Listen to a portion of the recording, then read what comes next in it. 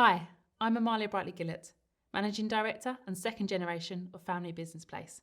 Welcome to Family Business in 5, where I tackle some of the most common problems that we see in family businesses in around 5 minutes.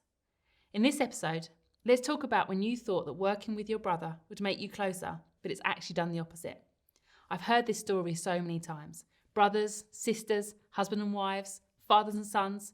The idea of working together, running the family business, sounds very romantic until it starts to go wrong. When the business is very small, you work together closely and all with the same purpose, to build something that can provide a comfortable life for you all. But then you start employing people. Your turnover goes up and up. You move from being a small lifestyle business into a fully fledged company that constantly needs to grow because you're now responsible for all of these salaries. Suddenly, the decisions you make have a much further reaching effect than before, and the pressure starts piling on. The two of you as brothers, or sisters, or a couple, or father and son, are now responsible for the livelihoods of many people. And you both want the same thing, right? Decision making should be easy, because you're both driven towards the same goal and are equal shareholders in the company.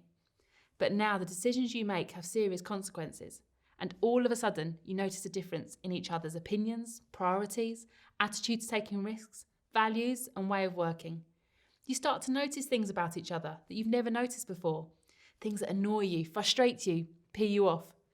But you don't say anything, because he's your brother, and it's just a different way of doing things perhaps.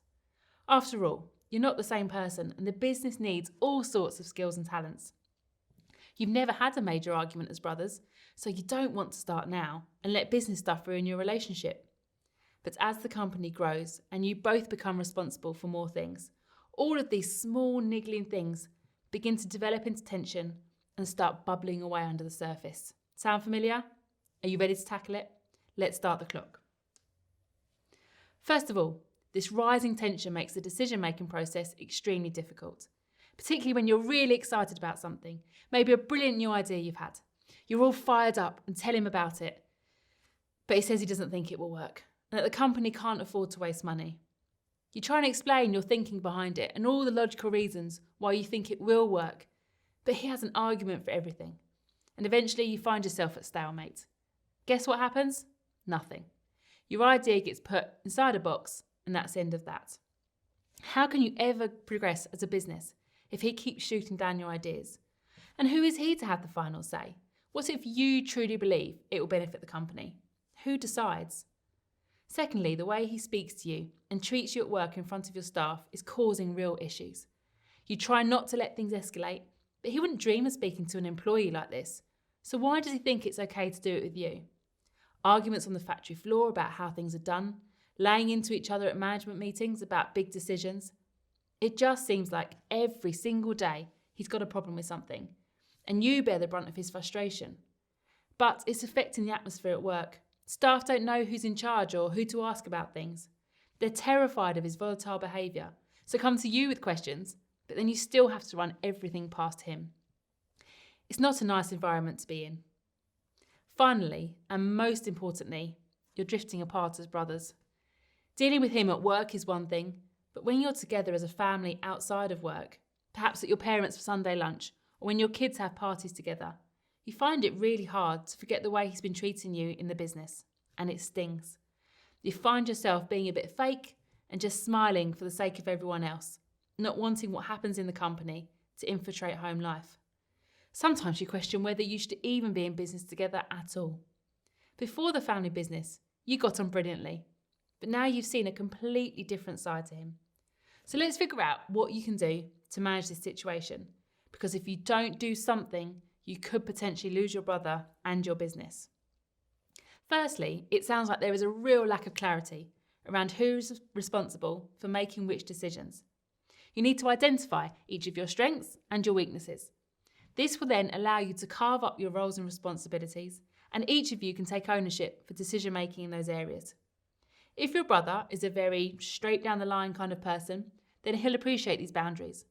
For instance, if you work best in operations, say getting your product or service made and delivered, managing staff and workloads, implementing new processes and systems, then that's your patch. And if he is the strategy and numbers guy, then let him look after decisions about growth, diversification, marketing and all that stuff. However you divide it up, just make sure there is a clear divide and no room for grey areas. It doesn't mean he can't contribute ideas about the operations or vice versa, but it means the final decision falls with one person. Secondly, in order to end this awful culture of arguing and shouting in front of your staff, you need to create a forum where you can both have your opinions heard. This could be in the form of a monthly facilitated meeting. You both come prepared with your challenges, your ideas, your frustrations, and anything else that normally causes an argument. You have an independent person chair the meeting. It could be your accountant, a non-executive director, me, and you each get to have your say. If it's not covered at this meeting, then it has to wait until the next month or be tackled in private away from the business. It cannot raise its ugly head whilst you're amongst your employees. Thirdly, it's time to get your sibling relationship back on track. If you've implemented number 1, clear roles and decision making, and 2, a forum for discussion, then it should all help with number 3, which is about making sure you spend time together outside the business. And I don't mean sitting on opposite sides of the room at a family party or using your kids as a distraction at Sunday lunch. I mean doing something regularly, just the two of you, and having a chance to understand each other. Do not talk about business and do not revert back to the same dynamic you have at work. Why not take a boat out on a lake together? Take the dogs out for a nice long walk. Just a drink and a packet of peanuts at the pub after the kids have gone to bed. It's not about what you do, it's about doing something together, just the two of you. So if you're at breaking point and you're worried that things can only go downhill, please don't give up. Give these 3 things a try and see if you can start changing things bit by bit. 1, identify each other's strengths and weaknesses. 2, create a forum where you can both have your opinions heard. 3, spend time together outside the business.